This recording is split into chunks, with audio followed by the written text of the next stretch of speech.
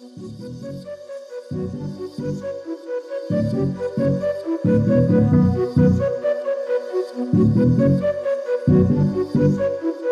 first off, the initial challenge was that, of course, the marketing pieces, even if I was outbounding, the prospects are wired in a certain way where for whatever reason they have these numbers kind of figured out in their heads, right? And we can't blame them. If anything, you should not show aggression to your prospect if they make outlandish requests, because you're just gonna push them on the defense. That's a sales tip just in general, not in FHA Streamlines, but more so with FHA Streamlines, because you need to frame their comprehension in a way where they look at the FHA Streamline as an activation. It's not a sale. So for example, using the one of Jim calling back in, let's say he's at 5%, he calls in for, let's say, the 3.25 advertised rate. It's not my job to go see if I can get an FHA Streamline with no closing costs or enough lender credit to cover the closing costs at 3.25. That's not my job. My job is to inform and educate Jim that he has already entitlements with FHA because he's paying FHA mortgage insurance.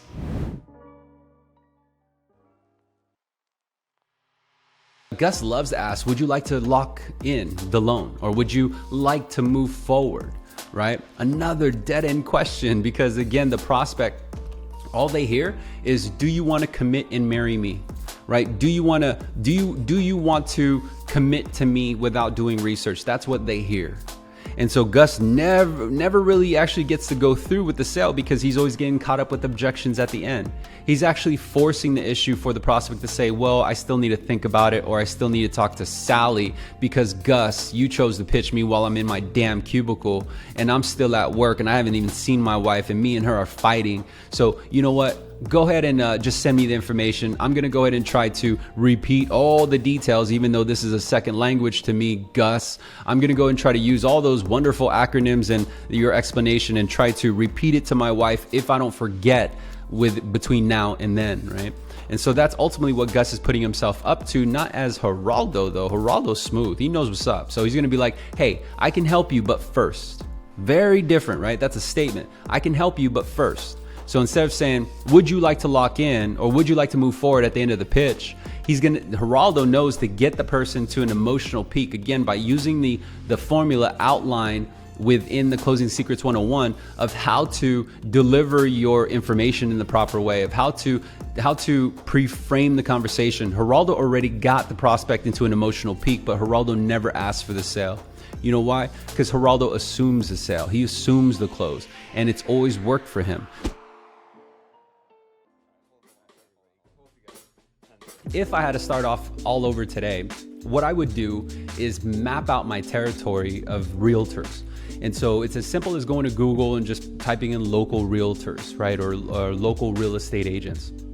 And what will happen is it'll bring up a list of all the broker shops around you. And so these are basically broker-owned shops with real estate agents within them. And so let's use a common name that I think everyone's familiar with. Let's say Tarbell Realty, right? So if I had a Tarbell Realty, let's say within my district or within my area of focus, I'm going to start by going to their main page, their website. And the reason for that is because it's going to give me a list of every single agent within it. And I'm sure you guys already know this. You guys have probably already tried it before. And the reason why this is important is because for those of you who don't know, you could tell based on the license number of the experience that person has, right?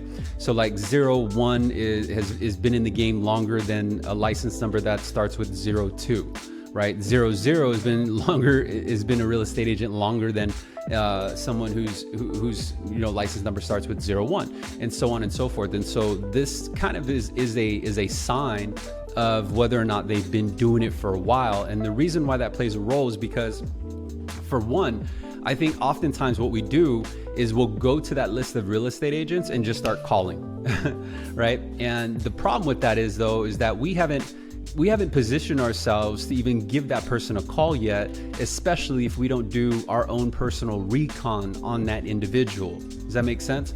So I think that it's easier to approach somebody when there is meaning in the intent behind it, as opposed to contact someone where you're just trying to farm business. Meaning, the average approach to a realtor sounds something like this. Hey Jim, my name is Daniel. I'm with New American Funding. I just want to see if you'd be in the area, or maybe we can meet up for coffee sometime. I know you have a preferred lender, and I'm not trying to, tarnish that relationship. If anything, I just want to introduce myself. And as I'd mentioned over other live streams and content that I provided thus far, the problem with that is because we sound like a salesman. And so it's very, very important that we have a plan, right? And so you're going to notice that that's really the theme of how to ramp up your sales and ramp up your referral partner counts. It's actually having a plan. And so the plan would be, instead of calling these agents, just blind dialing and seeing who will take a call, because that's going to burn up your time. Not only that, but you're not going to have enough leverage to actually, entice that realtor to come meet with you, right? And so if I had to do it all over again, I would plan and be strategically looking towards the newer real estate agents. I'm talking about real estate agents that just got licensed within the last 6 months.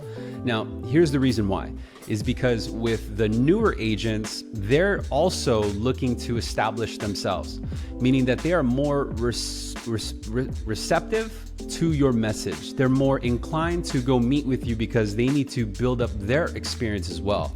And so why I would actually focus on the newer agents, and before you think that this is going to be a waste of time, listen to me. So the reason why I would focus on the newer agents is because I would feel more comfortable as opposed to approaching a top producing agent. Does that make sense?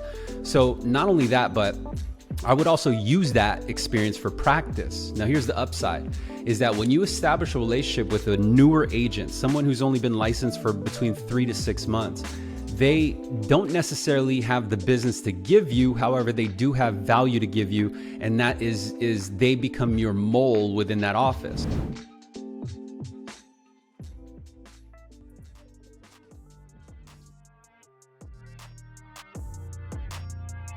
And what separates a mentor versus everyone else is the mentor has already succeeded and reached a level in where you're trying to be and where you're trying to reach. And so I hope that if you don't have these resources, or you're not fortunate to have a mentor by you, at least you could find some content here at Sales Remastered. Now, if you do decide to actually want to work with a mentor, you want to work with me directly or work with another mentor, of your choice, I strongly recommend that you do your research. You make sure that they're reliable, you make sure that they know what they're doing, that they're an actual practitioner, and they're currently doing what it is that you do, and they've already reached a level that you aspire to reach. That's the best possible way to get your return from a mentor, which, by the way, I got to plug in the program, the Sales Boost Camp, which did amazing. We did an amazing sales campaign for Memorial Day, where students were able to enroll to the Sales Boost Camp at a dramatic decrease in actual price. And there's so many now enrolled students that I'm fortunate, I'm blessed, because I get to work with these individuals. And if you're watching, and if you're one of them that I get to work with, I salute you for taking the time to actually invest into yourself.